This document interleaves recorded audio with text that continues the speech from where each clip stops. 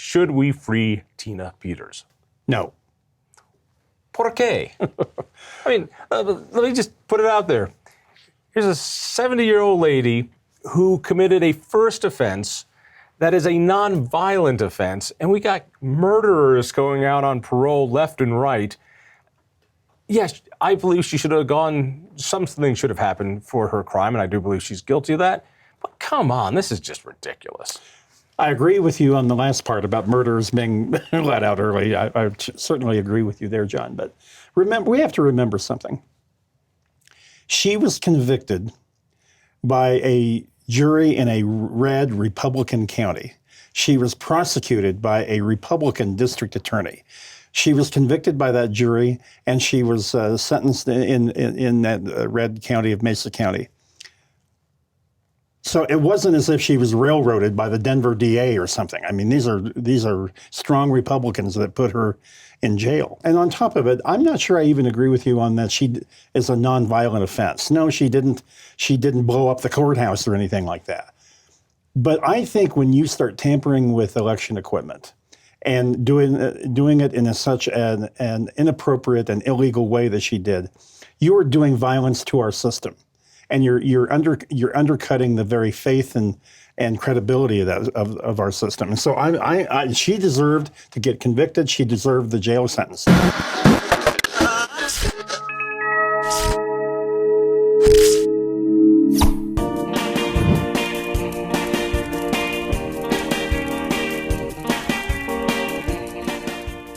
Is it time to free Tina Peters? We'll ask Dick Wadhams, but first, like and subscribe our channel. Click that little bell icon for notifications, and find the Devil's Advocate podcast on your favorite listening app. And if you enjoy it, please share it. All right, the one and only lovely and talented Dick Wadhams. Tina Peters, should we free her? No. ¿Por qué? I mean, let me just put it out there. Here's a 70-year-old lady who committed a first offense that is a non-violent offense, and we got murderers going out on parole left and right. Yes, I believe she should have gone, something should have happened for her crime, and I do believe she's guilty of that. But come on, this is just ridiculous. I agree with you on the last part about murderers being let out early. I certainly agree with you there, John. But remember, we have to remember something. She was convicted by a jury in a red Republican county. She was prosecuted by a Republican district attorney. She was convicted by that jury, and she was sentenced in that red county of Mesa County. So it wasn't as if she was railroaded by the Denver DA or something. I mean, these are strong Republicans that put her in jail. And on top of it, I'm not sure I even agree with you on that she is a nonviolent offense. No, she didn't blow up the courthouse or anything like that. But I think when you start tampering with election equipment and doing it in such an inappropriate and illegal way that she did, you are doing violence to our system, and you're undercutting the very faith and credibility of our system. And so she deserved to get convicted. She deserved the jail sentence. Now, if she is truly old or sick, I would have the compassion to say to commute her sentence to some extent. But no, she should not be pardoned. She's not old. She's not sick. She's a vibrant woman. But her crime, there was no victim. Isn't it moot in that she did not swing an election? She did not change an election. There was no victim here other than her own stupidity and her own embarrassment. Why am I paying for her hotel room when, whether she did it or not, the outcome was exactly the same? John, we've got about 4 million registered voters in Colorado, and I think every one of them are victims of this. Because if we allow this to go by without the proper punishment, I think we're going to see more of this from people like Tina Peters, who are absolutely obsessed with this notion that the 2020 election was stolen from Donald Trump. And of course, Trump certainly talks about that every day. and there's got to be a line drawn on this. And so I think there were 4 million victims of Tina Peters. And every registered voter who wants to participate in the political process and elect people in a fair process I think they're victims of her action. The sentence is too much. 10 years for a 70-year-old, 9 years, whatever it is. It's too much. It was, I think about the governor commuting the sentence of this guy who got 125 years for killing 4 people on the highway. It's like 4 people died. I agree. Your 4 million people, Yes. None of their votes were uncounted. All of their votes in the 2020 election were properly counted, weren't they? Yes, they were. And that's the point. That if we continue to have people like Tina Peters trying to undermine the election process, their votes will not be counted at some point. And people will stop voting, too. And we can only hope. That would be wonderful. In terms of that trucker, John, I totally agree with you. And remember what you talked about this. Remember what Governor Polis did. He took a call from the Kardashian. Remember, Kim Kardashian called him. She lobbied him, and he just melted and did what she wanted. So Tina needs to get Kardashian to make a call. Now, but I'm still paying for Tina's upkeep now, and I get the point of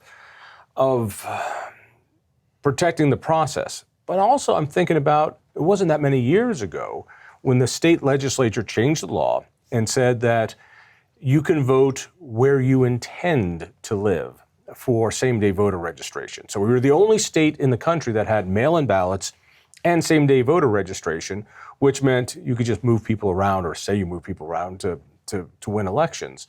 I then decided I should intend to live down in Colorado Springs, allowing me to vote in the John Morris recall. I remember that. Many people warned me, you can't do this, it's voter fraud. And I said, well, wait a second. New law says I can do this. I went and did it. I voted a blank ballot to make sure that everybody saw I did not do anything here that changed the election. But I definitely voted. There was a 3-month investigation from the AG's office against me. I was interrogated. It was all the right, because I broke the law. At the end of the day, the AG's office sent me this 3-page letter telling me how awful I am, how I broke the spirit of the law, how what I did was reprehensible. Last line, however, given the new Colorado laws, we've decided not to prosecute you at this time. And they had to change the law. So I have a certain sympathy. So Tina Peters sees something that was wrong. Should I have gone to jail for what I did? No, she didn't see anything that was wrong, John. Well, should I have gone to jail? She suspected she saw something wrong, and she didn't. Should I have gone to jail? No, but you didn't break the law. She did. And she broke it in several ways, and she was convicted of those crimes by a jury in a red Republican county, prosecuted by a Republican district attorney. And you're really hanging your hat on the Republican thing. Well, because it would be easy if she had been railroaded in Denver courts or Boulder courts, Boulder or Denver or whatever. That would be one thing. And remember, the all Republican county commissioners in Mesa County urged the DA to file charges against her. And it cost Mesa County an untold amount of money to replace all their voter equipment because she compromised it all by what she did. No, I think a message needed to be sent, not only here in Colorado, but nationwide, that if you are so consumed by conspiracy theories that you're going to undermine the political process the way she did, strong actions need to be taken. I'm compassionate if she's sick, but I got to tell you, the video we saw with this incident in that prison in Pueblo, she looks pretty darn healthy to me. Let's try it from a different angle. Yeah. What about Trump holding our money hostage, our water projects hostage? You've got Trump who vetoed a water project that had unanimous support from the legislature, and Republicans wouldn't overturn that veto. Yeah. I found that really disappointing of Republicans. Of course, yeah. You agree? Oh, absolutely. In fact, the Arkansas Valley Water Conduit project that in the lower Arkansas Valley from Pueblo east to the Kansas line, I'm from that part of the state. I've got friends of mine who have been working on that for literally decades. It was passed by Congress unanimously, but what also happened, John, is the groundbreaking for that project was back during Trump's first term. He was not against it then. In fact, he sent his Secretary of the Interior at the time to come out for the groundbreaking. So this was nothing but an act of retribution towards the state of Colorado to veto that. And two other things he did that same week. He rejected the disaster declarations for the town of Pagosa Springs and that flooding they had a couple of years ago, and then also the fires up in Rio Blanco County. They're just punitive actions by Trump because of his obsession with Tina Peters. I agree, and it's a shame that in the heart of MAGA country they're not getting their water. Oh, and by the way, he carried every one of those counties. The Lower Arkansas Valley, Rio Blanco County, and Archuleta County. Right. He carried so those. He's not hurting Colorado as much as he's hurting his particular voters in that those region. instances. Right. He is shutting down NREL in your town. I mean, I'm heartbroken about that. Listen, I think that needed some reform as well. So anyway. I'm finding it delicious. Okay. All right, but getting back to the retribution, isn't that a reason to let Tina Peters out? Shouldn't Colorado say, listen, we need our water, we need our disaster relief, and to let one 70-year-old lady out of jail seems like a tiny price to pay. I don't think so. I think the integrity of the process needs to be upheld, John. And by the way, I fully predict that the disaster declarations for those two counties and the Arkansas Valley conduit will eventually get approved one way or another. By President Vance? Well, by the Congress will take some action. The Ark Valley conduit actually is funded for 3 more years under the current funding.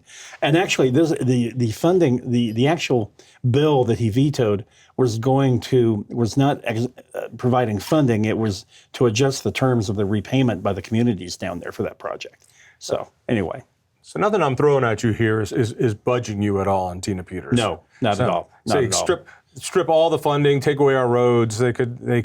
And by the way, the other put a nuclear waste plant in the middle of Denver. This is the other thing, is that we have 64 county clerks in Colorado. Overwhelmingly, they are Republican.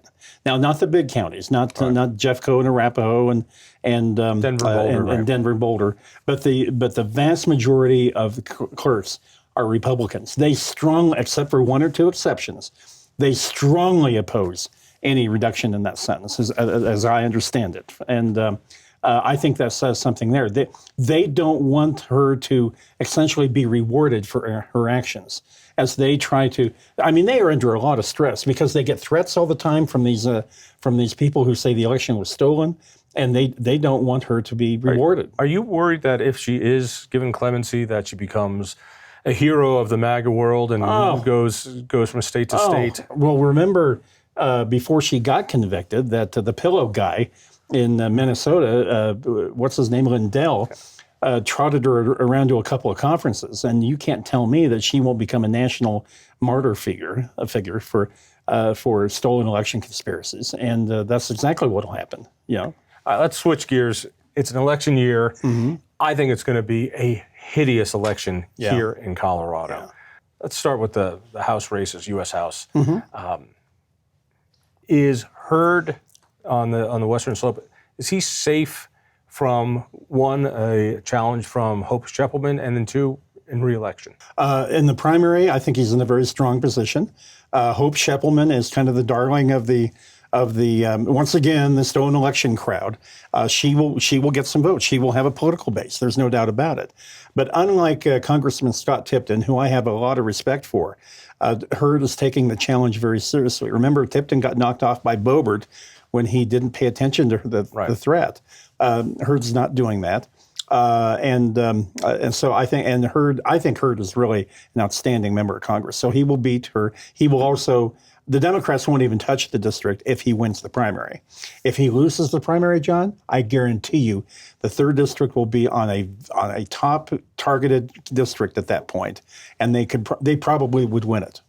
The top targeted seat, maybe in the nation, has got to be Gabe Evans. It is. Yeah. Is that the number one? Yeah, it is. That the Dems think we can get this one back. Yes. Why is that? Well, because of the nature of the district. It's just so darn competitive.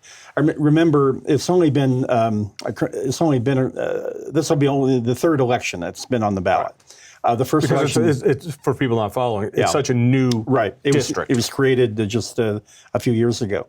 Barbara Kirkmeyer, who's now running for governor, of course, she was the Republican nominee against Caraveo, Congresswoman Caraveo, the first time. She only lost by 3,000 votes, I think. Worth noting, the margin of error well within what the Libertarian got. Yes. And while Libertarians often say, oh, no, we take from both parties, I feel pretty comfortable saying, in this case, Barbara would have won that if the Libertarian wasn't on the ballot. I think that's right. And then, of course, Gabe Evans was able to beat Caraveo then in 2024 because there was no Libertarian on the ballot. And now, I don't know if there will be this time or not. Probably not, because I think that Congressman Evans has done a good job trying to roll in the Libertarians into his campaign. But, John, it's going to be hard. I mean, if anybody can hold on to it, Gabe Evans can. He is outstanding. But it's just so competitive. And I think there will be an anti-Trump sentiment within the electorate. Particularly in Colorado. Yes. Particularly in Colorado. Yes. Gabe's district reminds me of Mike Kaufman's district before he lost it to Crow, in that if there was one guy who could hold on to it, it was Mike Kaufman, still one of the hardest working guys in show business in my point of view. But the demographics of that area have changed so much that it was hard, and it was basically designed to be a Democratic stronghold. I feel a little bit the same way that if anybody can do this, Gabe Evans can hold on. Right. But I don't know if he can. It's going to be hard, but like I say, if anybody can, Gabe can. He is an outstanding congressman. He's raising a lot of money. He's really the top priority of the Republican. He's an engaging guy when you talk to him. Very engaging, smart, articulate. He's the number one target or the priority of the House leadership. But you know, the thing about that district, John, it will exist until the next round of redistricting in the 2030 decade. It might go back and forth this entire decade. I mean, if Gabe cannot hold on to it, I could fully expect it to go back Republican in 2 years. It is that kind of a district. But I have a lot of confidence in Gabe, therefore I think we will hold on to it. But it's going to be hard. Premier consultant for conservatives in Colorado, the guy who got Bill Owens elected, the guy who got John Thune elected, the guy who got Senator, help me. Wayne Allard. And Hank Brown. And Hank Brown. Things that Dick Wadhams knows this. So let's go to those statewide seats. You bet. Can Hickenlooper sleepwalk his way to reelection?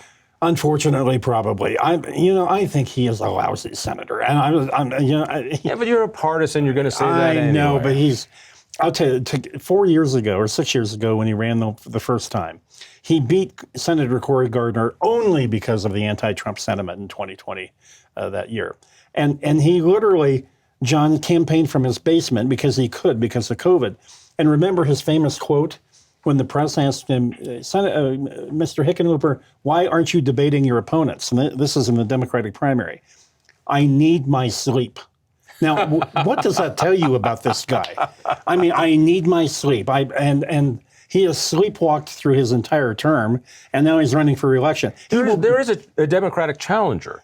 This is interesting. Yes. And that in of itself speaks of a desire among the Democratic Socialists to shake it up. Yeah, and she's a credible candidate. I mean, I don't think she has any shot at winning. But I think that Julie, I'm blanking out. Martinez. She's been in the state Senate. She's the darling of the Democratic Socialists. I think she will be a much more of a thorn in his side than what maybe people think. She's not going to beat him, but the only redeeming thing about John Hickenlooper, he is not that far to the left on a lot of issues, and he'll be punished for that in the Democratic primary. But he is still. I mean, why is he there? Why is he running again? He will be 80 years old during his next term if he wins re-election. So still young enough to become president. Well, there you go. Yeah. Maybe that's what he's going to do again. Mark Baisley will be challenging him. Yes. Is there anybody else? And Janet Yoshi? Janet Yoshi, yes. Those are the two, yeah. And both of them have a strong likelihood of beating him in the general. No doubt. Whoever wins the primary will probably win. No, they are both going to be struggling for fundraising. it's going to be hard to unseat Hickenlooper, as bad as he is. Let's switch it to the other senatorial seat. So we've got a senator who wants to become governor. Yes. Let me put out my prediction right now. Okay. If I had $20, which I don't have, to put on who's going to be the next governor, I'd put it on Phil Weiser for a variety of reasons. Yes, he's vastly the underdog. He's not going to have the funding. He's not going to have this.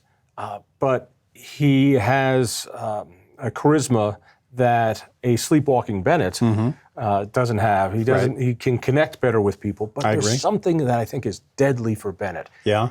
Bennett says he's not going to resign from the Senate until after he's governor. I agree. Which means that he is going to name his own replacement. Right. All legal, all fine. Totally. Yeah. But if you want my vote, you better tell me who you're going to choose. Yeah. Because if I think you're a great senator, Mr. Bennett, if I vote for you as governor, I don't know who your replacement is going to be. And therefore, I'll vote for the other guy, keep you there, and I know the score. Otherwise, you're asking me to vote for you as governor and a mystery candidate, a mystery senator to represent all of Colorado, and you won't tell us? Not only is that disrespectful, I just don't think it's going to fly, even with a lot of Democrats who'll be voting, and certainly a lot of unaffiliated. So that's, and unless he either names who he's going to put in there, or if he goes, I'm going to resign the day after I win the election so that Jared Polis can fill it. And John, think of the leverage that Bennett has over so many Democrats who have aspirations to be that appointed senator. I mean, boy, that's quite a noose around their necks. Oh, you remember the press conference when he announced, man, there's Crow and there's Nagoose and everything. Oh, he's our guy. Please name me. Senator Bennett, I'm here. Look at me. I'm here. No, it is an unfair leverage he has on people to guarantee that they endorse him in this primary. And it is just plain wrong. It is the ultimate arrogance of power that he has, that he wants to do that. Does it keep him out of office? I happen to agree with you on Weiser. I think Weiser's running a pretty darn good campaign. I mean, because he's using the power of his office. He's suing the president 50 times. There's not a lawsuit he won't file. He's becoming the lawfare queen.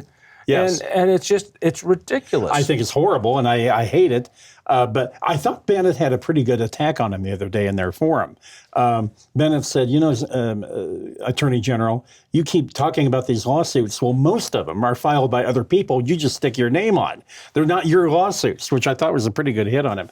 But then Bennett had a pretty good hit on, or Weiser had a good hit on Bennett when he attacked him for voting for some of Trump's nominees. And almost suggested that Bennett was a shill for Trump, which was really funny. But no, I think that race is going to get really nasty.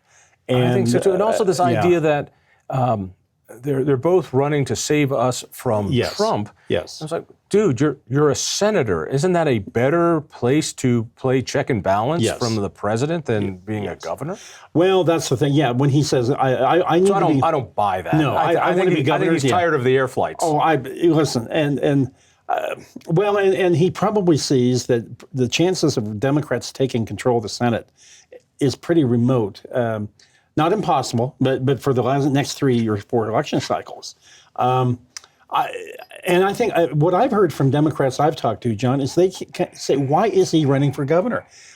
I get all his emails and everything, and there's no substance to it other than I hate Trump. Well, you got to have more than that. As you know, I ran Governor Owens' campaign. And one of the things I learned in a campaign for governor is people really expect specifics. They really want to know. People inherently understand a governor can really affect their lives on taxes and energy and education. Senators go back to Washington, and the issues are kind of up here. But people understand that governors really affect their lives daily. And let me go back to this. Yeah. 1998? Yes.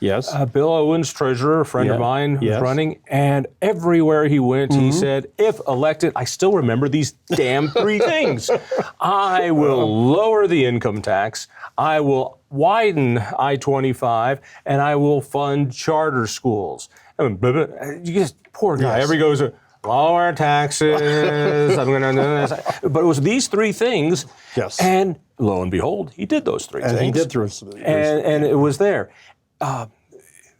Polis, Yes. I'm going to get a kindergarten funded, right. Yeah. free kindergarten. All right, Yeah, and he got it done. he did. Bennett, I'm going to protect us from Trump. I know it's horrible. But I also don't hear what Weiser's going to do. No, they both are kind of I hate Trump more than the other guy. Yeah. Even Bill Ritter, the new energy economy, which I thought was, but nevertheless, it had a kind of a nice ring to it, and it had an image. Yeah, and everything. But no, I think we've got two guys who will stand in the box and beat each other up, saying, no, I hate Trump more than you do. I mean, and that's going to be the campaign. Let's talk about the clown car, which is the Republican primary for governor. I love so many of these people. Yeah. There are some good people in this clown car, and not all of them are clowns. Many of them are. No, two of them I think are really good candidates. I think Barbara Kirkmeyer is a sharp lady and knows what she's. Even if / when she wins the primary, she's going to get killed. There is no Republican who's going to win this race. Am I wrong on this? Probably not, John, but I think it does matter who we nominate for two reasons. Number one, we're going to have there will be several legislative races with strong Republican candidates, competitive districts, and it matters who our standard bearer is, because in many ways that person is going to be more of a symbol of the party than even our Senate nominee. And it matters that we have somebody who can articulate an agenda and who will not be an embarrassment to candidates underneath them, that candidate.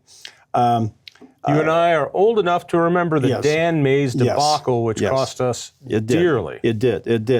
And then, second of all, the only way we eventually come back as Republicans, because at some point we will get more competitive. It's never going to be like those days when we won a lot of elections. I'm not sure, but anyway, it matters that voters will say, well, you know what, I'm going to vote for this Democrat for governor, but the Republicans actually put up a strong candidate this time, and this was actually a tough choice. We have. You mentioned Dan Mays. I mean, the poor guy, but it hurt us. It hurt the entire party. This was a guy who got 11% of the vote. 11%. 11%. And if he got under 10, would have relegated the Republicans to a minor party status. I think Barb Kirkmeyer is probably one of the best candidates we've had in a long time since Bill Owens. I really do. And that's not to take away from some of the other candidates who ran and lost. But I got to tell you, she has taken the fight to the Democrats day in, day out on the Joint Budget Committee and done a great job. She sits on the Joint Budget Committee, which is the most important committee. Yes. This is nitty-gritty stuff. Yeah. I heard her, she was on a talk show this morning on KOA. And I got to tell you, she did such a wonderful job in talking about the excesses of the Democrats and some of the stupid bills they're bringing up. She's the one who can do that, and she's doing it. You said there was another one that you liked. Well, I think Sheriff Jason Mikesell from Teller County, he's pretty articulate and a good guy. He's not in her league, to be honest. I mean, because Barb is very good because she was in the legislature. And you and I have talked about this, John. And she was a counny commissioner, too. She was county commissioner. But you and I have talked about this, that it really is an asset to have served in the legislature politically and just knowing what the issues are. Well, in my lifetime, I think about Dick Lamb, who steered the ship. Yes. Love him, hate him. Roy Romer, who was a legislator and was a treasurer. Yes. Bill Owens, who ran the ship. And then we had Ritter, who is probably the nicest guy who's ever been in that office. I would trust him to babysit my kids. But, oh, my God, he was in over his head. And he hated it, too. And he hated it. He's a prosecutor. And the ins and outs of state government and running, 50,000 people? Yes. And then you had Hickenlooper, who just let it go to his assistants to run. Yeah. Polis, I will say, knows his spot. He's a policy wonk. He is. He buckles to the left, but he knows what he's doing. I had a Republican lobbyist tell me that Polis is very engaged with the legislative process. And he's very good about one of the things that Bill Owens did, which was to let his party know, listen, if you send me that, I'm not going to sign it. And he has successfully killed some bills that never got out of the legislature because he warned them. Now, a couple of things he did have to veto, and good for him. But and really, what I fear, John, is that after this election, and we have a few more years of Democratic governors, a Democratic governor, that we will be hearkening back to the glory days of Governor Polis. I mean, I think about it, as much as Polis and I have locked horns on so many things, and he's been a disappointment, and he has. If there was one inflection point for the explosion of the regulatory state here, who he's put in, it's just the untold story of the Polish years was how much power has been transmitted to appointed, unelected. Oh, yeah. By the way, I love the people who are screaming, we must defend democracy. Democracy is under attack. Yeah. At the same time, Polis wants to take away elected seats from the RTD board. Yes. That's a direct affront. Isn't that something? Yeah. He has increased all these unelected appointed positions, turning councils into powerful committees like the Air Quality Control Council Commission now has ridiculous amounts of power. Yes, they do. And then, of course, the biggest one, if you want to defend democracy, you have to defend Tabor, the absolute picture of democracy. And they have pulled so much democracy away and consent away from the governed by going around with fees and other tricks. And they're trying it again. They're trying again. Yeah. So the people who are saying defend democracy, Trump is don't notice that I am screwing democracy over here. Exactly. It's funny. Yeah. All right. What is Polis's future? Well, let's go back to that Bennett appointment. Yes. I'm sure there would be screams of denial for what I'm about to say. I think that Bennett will ultimately appoint Jared Polis to the Senate. Because do we really think that Polis wants to ride off to Boulder and just go to the Sundance Festival or whatever it is and do stuff like that? No. He is too ingrained in public policy and politics. And as a congressman, he knows his way around D.C. really well, he too. He does, and it actually solves the problem for Bennett.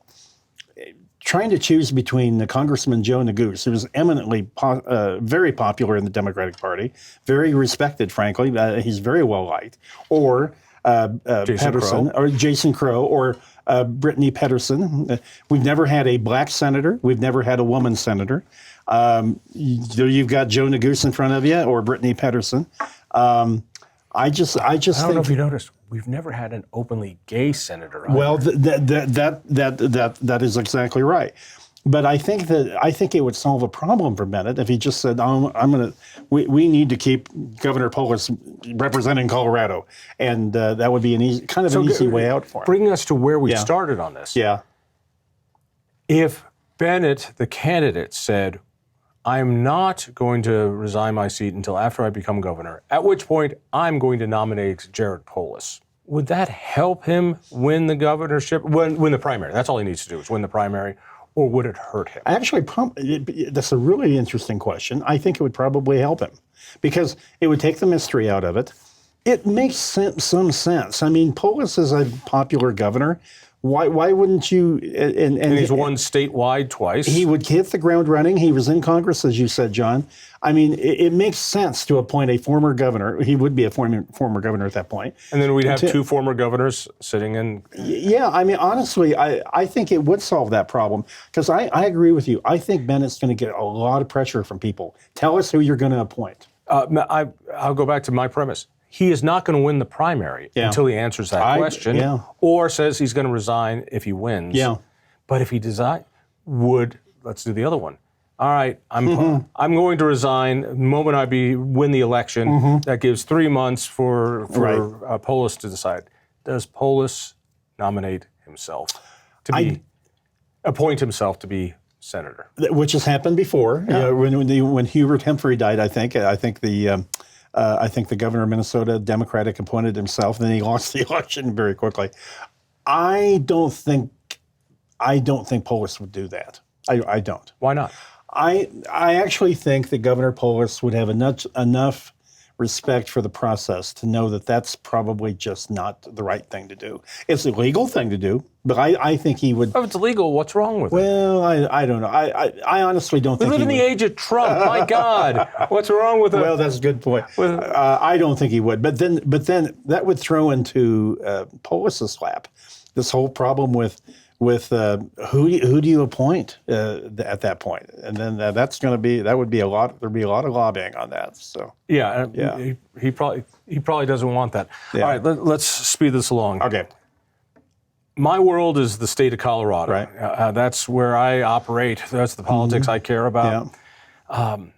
I think the state legislature could take it on the chin in this next election. Yeah. I just don't see how Republicans win many seats, representative or state Senate seats.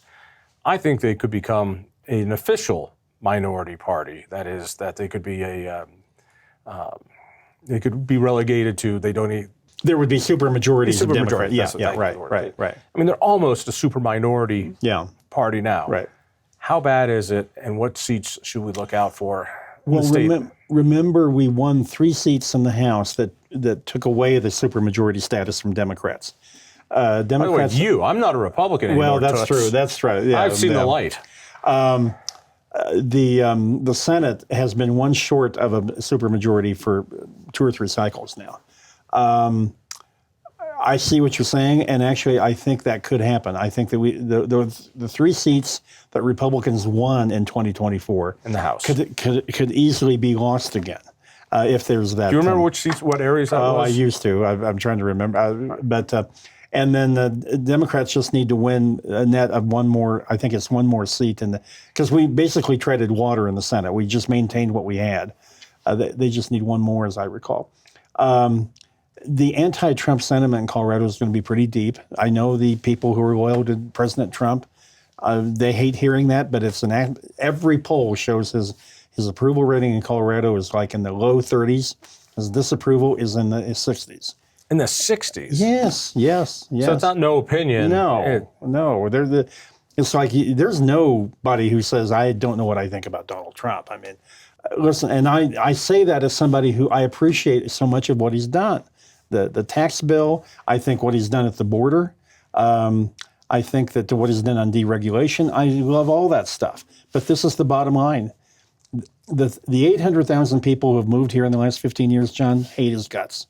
They just do. They're younger, they're more liberal socially. They're Californians. They escaped the morass of California and New York and Chicago, and they brought their politics with them. Mercifully, the incoming has stopped, and it's now kind of flatlined. I heard on the radio coming here today is that apparently rents are going down because there are a lot of vacancies now in all these huge rental places, which that tells a story right there. Right there. Yeah. And Colorado's economy in the next 4 years is going to be in trouble. As the green energy economy takes hold and we get brownouts and blackouts, as prices of homes really don't start going down, as the regulation keeps getting us, as Family Leave Act and minimum wage keeps going up, driving small businesses out. No, it's not going to be pretty. No, and they keep taking coal-fired plants offline. The Comanche plant. Even Excel wants to keep it going because they know they can't keep the power on. You guys have done so much. You, Amy, and Jake have done so much great work on the energy. And, in a few years, you can go back and hear what they say, and it's all going to come true. They've already been proven as the costs and all the rest. Yeah. All right, let's wrap it up with this. Governor Weiser, Senate Hickenlooper, Senator Polis, Democratic control of both houses. Give me a ray of sunshine for common sense in Colorado. I think that our 4 incumbents will all win. I actually do think Gabe can hold on to that seat. It ain't going to be pretty, but I think he can hold on to it. And helps DC doesn't help us here. Well, no, but I got to tell you, John, we've got those 3 new congressmen that got elected 2 years ago. They are outstanding. Hurd and Jeff Crank and Jeff Hurd and Dave Evans. And I'll tell you what, I think Congresswoman Boebert, she's had some rough spots, as we both know. But I think she distinguished herself in that Epstein issue. She stood behind her district on that Ark Valley conduit veto. I think she's coming into her own as a member of Congress, and I hope she continues that because her speech on the floor of the House for the Ark Valley conduit was just outstanding. Well, that's what she ought to be doing, and I think. Does she have a challenger on the right? On the Republican side? No, not on the right. No, she won't get one.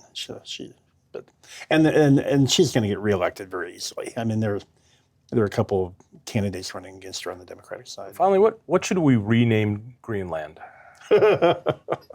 Well, if Trumptopia? Trump will probably be part of it. Of course, he announced today he's not going to invade Greenland militarily, and he announced some framework for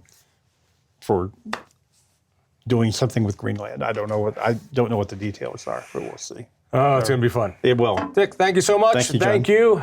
Stay tuned and think freedom. Did you enjoy that conversation? Well, check out one of these. We have the most interesting conversations with Colorado's most fascinating people. Be sure not to miss a single one. Like, subscribe, hit that little bell icon. And if you can't watch, listen. Check out the Devil's Advocate podcast on your favorite listening app. And by all means, think freedom.